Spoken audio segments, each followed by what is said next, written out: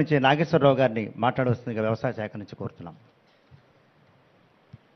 Hello, గౌరవనీయులైన ముఖ్యమంత్రి గారికి నమస్కారం అండి. నా పేరు బొత్తుల నాగేశ్వరరావు అండి. మాది పెదగనూరు గ్రామం, ముదినేపల్లి మండలం అండి. గతంలో అదే 15 రోజులు కురిసిన వర్షానికి నాది మట్టి గోడల ఇల్లు, తాటాకుల ఇల్లు అండి.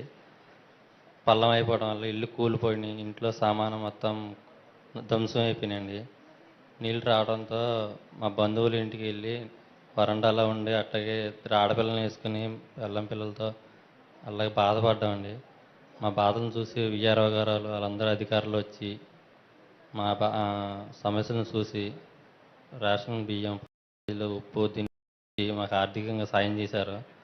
అదేవిధంగా మీరు ఆర్థిక సాయం చేస్తారని, మాకు గృహం ఇల్లు కట్టించుకోవడానికి ఏదైనా ఆర్థిక సాయం చేస్తారని కోరుకుంటూ మీరు వస్తున్నారని తెలిసి ఇంత దూరం వచ్చానండి.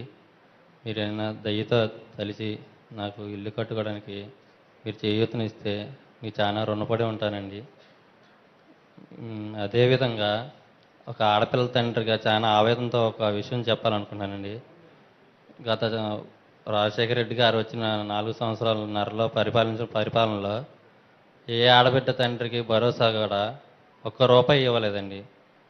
ఒక్క రూపాయి కూడా ఆడపిల్ల పుట్టిన తండ్రికి హాస్పిటల్ ఖర్చుకు కూడా కనీసం ఒక 5,000 కూడా ఇవ్వలేదండి. నాకు ఇస్తారని చెప్పి బ్యాంక్ అకౌంట్లో అన్నీ తీసుకున్నారు, ఒక్క రూపాయి ఇవ్వలేదండి. అట్లాగే ఎవరికి ఇవ్వలేదు. ఎవరికైనా వచ్చినాయి అని అడిగాను, ఒక్క రూపాయి కూడా ఇవ్వలేదు. మా ఆడపిల్ల తండ్రికి గత పరిపాలనలో ఏదో ఒకటి ఆశ్రగా ఎంతో కొంత ఇచ్చారండి. ఈ కింద పరిపాలనలో ఒక్క రూపాయి ఇవ్వలేదండి.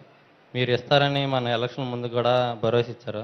అదేవిధంగా ఆడపిల్లల తండ్రికి, నాకు 2 ఆడపిల్లలండి, ఒక ఆడపిల్లకైనా ఇదంతా ఆశ్రయం ఇస్తే వాళ్ళకి ఫ్యూచర్లో వాళ్ళ బతుకు చదువులకి వాళ్ళకి చేయూత ఇస్తారని పాదాలు వందరించి తెలియజేసుకుంటున్నాను.